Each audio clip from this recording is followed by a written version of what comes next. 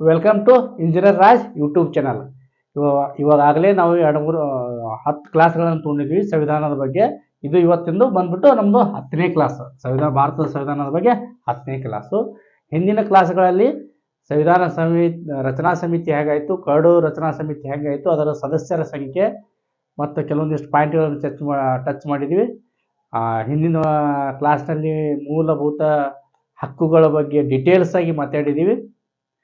ಮತ್ತು ಕಾನೂನಿನ ಮುಂದೆ ಎಲ್ಲರೂ ಸಮಾನರು ಅನ್ನೋದನ್ನು ಇಂಗ್ಲೆಂಡ್ನಿಂದ ಎರವಲ್ಪಡೆದೀವಿ ಅನ್ನೋದು ನಿಮಗೆ ಎಲ್ಲ ಗೊತ್ತೈತಿ. ಒಂದು ವಿಚಾರ ತಿಳ್ಕೊರಿ, ಮನುಷ್ಯನ ಯಾವಾಗಲೂ ತೃಪ್ತಿ ಸಂತೃಪ್ತಿ ಅಂತ 2 ವರ್ಡ್ ಅದಾವು. ತೃಪ್ತಿ ಅಂದ್ರೆ ನಿಮ್ಮ ಮುಂದೆಲ್ಲ ಮುಷ್ಟಾನ ಭೋಜನಗಳನ್ನು ಇಟ್ಟಿರ್ತಾರೆ. ಮುಷ್ಟಾನ ಭೋಜನಗಳು ಇಟ್ಟಾಗ ಹೊಟ್ಟೆ ತುಂಬ ಊಟ ಮಾಡ್ತೀರಿ. ನಿಮ್ಗೆ ಅವಾಗ ಅನಿಸುತ್ತೆ ಊಟ ಮಾಡಿದ್ವಾಗ ತೃಪ್ತಿ ಆಯ್ತಪ್ಪ, ತೃಪ್ತಿಯಿಂದ ಊಟ ಮಾಡಿರಿ ಅನ್ಸುತ್ತೆ. ಆ ಊಟ ಎಲ್ಲ ಆದಮೇಲೆ ಒಂದು ಎಲೆ ಅಡಿಕೆ ಪಾನ್ ಬಿಡ ಹಾಕೊಂತೀರಿ. ಅದು ಇನ್ನೂ ಸ್ವಲ್ಪ ಮನಸ್ಸಿಗೆ ನೆಮ್ಮದಿ ಕೊಡುತ್ತೆ. ಅದಕ್ಕೇನಂತೀವಿ ನಾವು ಸಂತೃಪ್ತಿ ಅಂತೀವಿ. ಅದಕ್ಕೆ ನೀವು ಏನು ಮಾಡ್ಬೇಕಂದ್ರೆ ನಿಮ್ಮ ಮನಸ್ಸಿಗೆ ತೃಪ್ತಿ ಆಗೋಷ್ಟು ಓದಬೇಕು, ಸಾಕಾಗೋಷ್ಟು ಓದಬೇಕು. ಸಂತೃಪ್ತಿ ಯಾವಾಗ ಪಡಿಬೇಕಂದ್ರೆ ನೀವು ಅನ್ಕೊಂಡಿರುವ ಒಂದು ಹುದ್ದೆಯನ್ನು ಪಡೆದ ಮೇಲೆ ಸಂತೃಪ್ತಿ ಪಡಿಬೇಕು. ಇವತ್ತೇನು ಮಾಡೋಣ, ಇವತ್ತಿನ ಸೆಷನ್ದಾಗ ನಾವು ರಾಷ್ಟ್ರಧ್ವಜ, ರಾಷ್ಟ್ರಗೀತೆ, ರಾಷ್ಟ್ರ ಲಾಂಛನ, ವಂದೇ ಮಾತರಂ ಬಗ್ಗೆ ಸ್ವಲ್ಪ ಸಂಕ್ಷಿಪ್ತವಾಗಿ ತಿಳಿದುಕೊಳ್ಳೋಣ. ಯಾಕಂದ್ರೆ ಇವು ಬಹಳ important exam point of view. ಸಣ್ಣ ಅನ್ನಿಸ್ತಾವು, ಬಟ್ ಅವು ಏನು ಮಾಡ್ತಾವು, ಎಕ್ಸಾಮ್ನಲ್ಲಿ ಬಂದಾಗ ತಪ್ಪು ಆನ್ಸರ್ ಮಾಡಿ ಬರುವಂಥ ಚಾನ್ಸಸ್ ಜಾಸ್ತಿ ಇರ್ತಾವೆ. ಅದಕ್ಕೆ ಇವತ್ತೇನು ಮಾಡೋಣ, ಅದನ್ನು ಟಚ್ ಮಾಡೋಣ. ಫಸ್ಟ್ಗೆ ಯಾವ ತಗೊಳ್ಳೋಣ, ರಾಷ್ಟ್ರಧ್ವಜ. ಏನು ರಾಷ್ಟ್ರಧ್ವಜ? ರಾಷ್ಟ್ರಧ್ವಜ ವಿನ್ಯಾಸ ಮಾಡೋರು ಯಾರು? ಪಿಂಗಾಳಿ ವೆಂಕಯ್ಯ. ಎಲ್ಲಿಯವರು? ಆಂಧ್ರ ಪ್ರದೇಶ. ಇದನ್ನು ಅಳವಡಿಸಿಕೊಂಡ ವರ್ಷ ಯಾವುದು? 1947 ಜುಲೈ 22ರಂದು ನಾವೇನು ಮಾಡ್ತೀವಿ, ರಾಷ್ಟ್ರಧ್ವಜವನ್ನು ಅಳವಡಿಸ್ಕೊತೀವಿ, ನಮ್ಮ ದೇಶಕ್ಕೆ ಅಳವಡಿಸ್ಕೊತೀವಿ. ಇನ್ನು ಧ್ವಜದ ಒಳಗಡೆ ಏನೇನಿತ್ತಪ್ಪ, ಏನೇನೈತಿ ಸದ್ಯಕ್ಕೆ ಅಂದ್ರೆ ಕೇಸರಿ ಬಿಳಿ ಹಸಿರು. ಕೇಸರಿ ಬಿಳಿ ಹಸಿರು, ನಡುವ ಒಂದು ಅಶೋಕ ಚಕ್ರ. ಅಶೋಕ ಚಕ್ರದಲ್ಲಿ ಎಷ್ಟು ಗೆರೆ ಇದಾವೆ? 24 ಗೆರೆ ಇದಾವೆ, 24 ಗೆರೆಗಳಿದಾವೆ. ಮತ್ತೆಲ್ಲದಕ್ಕೂ ಏನು ಗೊತ್ತಾ, ಅನುಪಾತ ಸೇಮ್ ಇರಬೇಕು.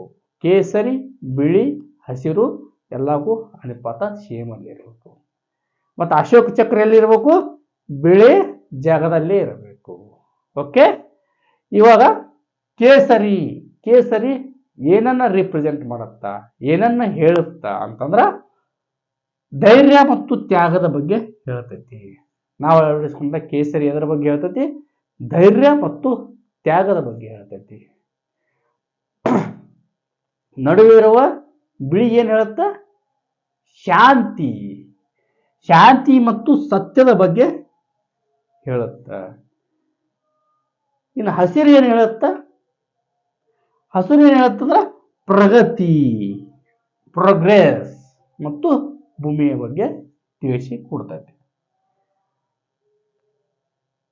ಸ್ವತಂತ್ರ ಪೂರ್ವದಲ್ಲಿ ಚಕ್ರದ ಜಾಗದಲ್ಲಿ ಏನಿತ್ತು? ನೇಯ್ಕೆ ಮಾಡುವ, ಗಾಂಧೀಜಿಯವರು ನೇಯ್ಕೆ ಮಾಡ್ತಿದ್ರಲ್ಲ ಕೈಮಗ್ಗದಿಂದ, ಅದು ಇತ್ತು. ಸ್ವತಂತ್ರ ನಂತರ ಸ್ವತಂತ್ರದಲ್ಲಿ ಸಂವಿಧಾನ ಬರೆದು ಅದು ಕರಡು ಸಮಿತಿ ಮಾಡೋ ಮುಂದಾಗ ಏನು ಮಾಡಿದ್ರು, 47ರಲ್ಲಿ ಇದನ್ನ ಅಶೋಕ ಚಕ್ರವನ್ನು ತೆಗೆದುಕೊಂಡ್ರು. ಇನ್ನು ರಾಷ್ಟ್ರಧ್ವಜ ಎದರ ಸಂಕೇತಪ್ಪ ಅಂತಂದ್ರೆ ಭಾರತದ ಏಕತೆ, ಸಮಗ್ರತೆ ಮತ್ತು ಸಾರ್ವಭೌಮದ ಸಂಕೇತ. ಹಾಗಾಗಿ ರಾಷ್ಟ್ರಧ್ವಜಕ್ಕೆ ಅವಮಾನ ಮಾಡೋದು ಕಾನೂನಾತ್ಮಕ ಅಪರಾಧ. ಏನು? ಕಾನೂನಾತ್ಮಕ ಅಪರಾಧ. ಅದರದೇ ಆದ ರೂಪರೇಷೆಗಳಿದವು. ಧ್ವಜ ಹಾರಿಸ್ಬೇಕಂದ್ರೆ ಅದರದೇ ಆದ ರೂಪರೇಷೆಗಳಿದಾವು. ಅದನ್ನ ನೀವು ನೋಡಿರ್ತೀರಿ, ತಿಳ್ಕೊಂಡಿರ್ತೀರಿ. ಓಕೆ. ಇವಾಗ ರಾಷ್ಟ್ರಧ್ವಜ ಆಯಿತು.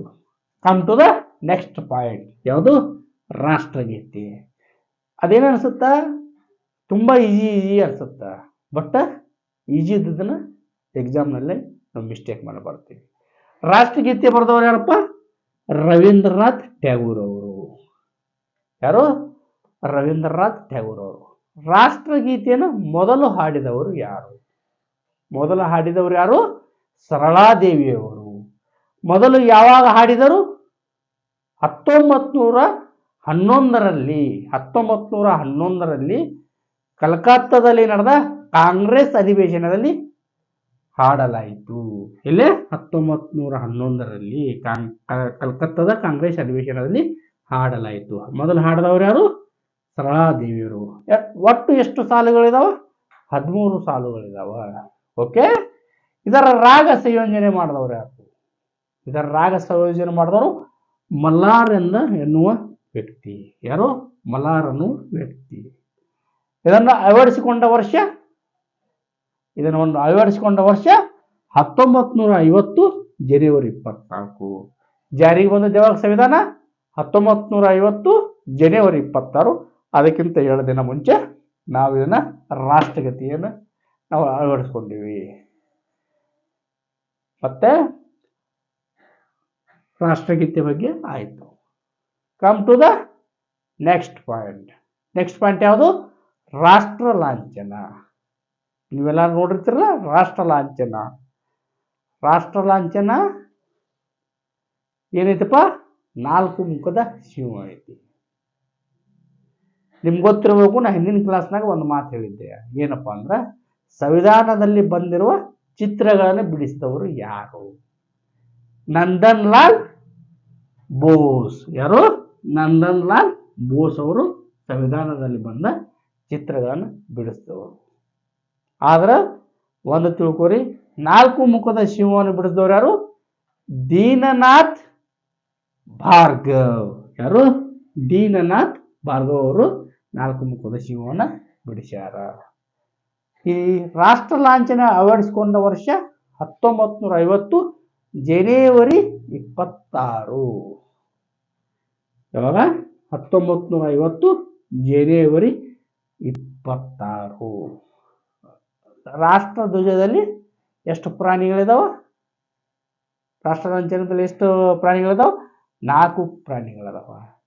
ಗಡಿಯಾರ ಆಕಾರದ ಕಮಲದ ಮೇಲೆ ಅವು ಅದಾವ.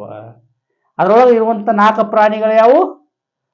ಡುಬ್ಬದ ಗೋಳಿ, ಓಡುತ್ತಿರುವ ಕುದುರೆ, ಮದವೇರಿದ ಆನೆ, ನಿಂತಿರುವ ಸಿಂಹ. ಏನು? ಈ 4 ಪ್ರಾಣಿಗಳು ಇದಾವ.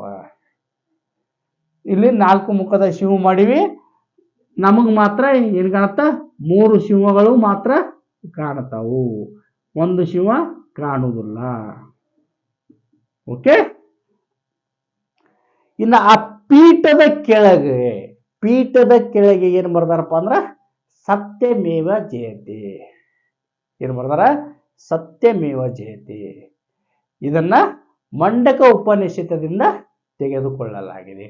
ಮಂಡಕ ಉಪನಿಷತ್ತಲ್ಲಿರುವ ಸತ್ಯಮೇವ ಜಯತೆಯನ್ನು ತೆಗೆದುಕೊಳ್ಳಲಾಗಿದೆ. ಇದು ಯಾವ ಲಿಪಿಯಲ್ಲಿದೆ? ದೇವನಾಗರಿ ಲಿಪಿಯಲ್ಲಿ ಇದೆ. Very important. ಸತ್ಯಮೇವ ಜಯತೆ ಯಾವ ಲಿಪಿಯಲ್ಲಿದೆ? ದೇವನಾಗರಿ ಲಿಪಿಯಲ್ಲಿದೆ. ಇದು ಏನಪ್ಪ ರಿಪ್ರೆಸೆಂಟ್ ಮಾಡತ್ತಂದ್ರ ಭಾರತದ ಸಾರ್ವಭೌಮತ್ವವನ್ನು ರಿಪ್ರೆಸೆಂಟ್ ಮಾಡ್ತಾರ. ಮತ್ತ ಸರ್ಕಾರದ ಪತ್ರಗಳು, ಪ್ರಕಟಣೆಗಳು ಎಲ್ಲ ಹೊರಡಿಸ್ಬೇಕಂದ್ರ ರಾಷ್ಟ್ರ ಲಾಂಛನವನ್ನು ತೋರಿಸಿರ್ತಾರ. ಹಾಗಾಗಿ ಇದು ನಮ್ಮ ಭಾರತದ ಸಾರ್ವಭೌಮತ್ವವನ್ನು ಎತ್ತಿ ತೋರಿಸುತ್ತದೆ. ಓಕೆ. ಇದಾಯ್ತು ರಾಷ್ಟ್ರ ಲಾಂಛನ. ಕೊನೆಯದಾಗಿ ಬನ್ನಿ ಇನ್ನೊಂದು ಪಾಯಿಂಟ್ ತಿಳ್ಕೊಂಬರೋಣ. ಅದನ್ನು ಬಿಟ್ಟು ಹೋಗುದು ಬೇಡ. ಯಾವುದು?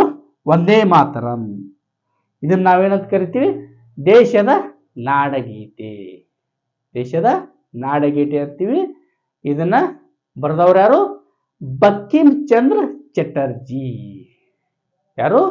ಬಂಕಿಂ ಚಂದ್ರ ಚಟರ್ಜಿ.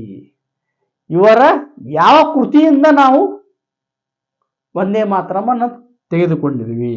ಯಾವ ಕೃತಿ? ಆನಂದ ಮಠ ಎಂಬ ಕೃತಿಯಿಂದ ಈ ವಂದೇ ಮಾತರಂ ನಾವು ತೆಗೆದುಕೊಂಡಿದ್ದೀವಿ. ಇದನ್ನ ಅಳವಡಿಸಿಕೊಂಡ ವರ್ಷ ಯಾವುದು? 1950 ಜನವರಿ 24. 1950 ಜನವರಿ 24ರಂದು ನಾವು ವಂದೇ ಮಾತರಮನ್ನು ಅಳವಡಿಸ್ಕೊಂಡಿದ್ದೀವಿ. ಹೀಗೆ ಓದುತ್ತಾ ಹೋದಂಗೆ ವಿಷಯಗಳು ಜಾಸ್ತಿ ಆಗ್ತಾ ಹೋಗ್ತಾವೆ. ಅದಕ್ಕೇನು ಮಾಡಿರಿ, ದಿನಂಪ್ರತಿ ರೀಡ್ ಆ್ಯಂಡ್ ರಿಪಿಟೇಷನ್ ಬಿಡಬೇಡ್ರಿ. ತೃಪ್ತಿ ಸಂತೃಪ್ತಿ ನಿಮ್ಮ ಜೀವನದಾಗಿರಲಿ. ಹಾಗಾಗಿ ಮುಂದಿನ ಸೆಷನಲ್ಲಿ ಮತ್ತೆ ಭೇಟಿಯಾಗೋಣ. ಅಲ್ಲಿವರೆಗೂ ಧನ್ಯವಾದಗಳು.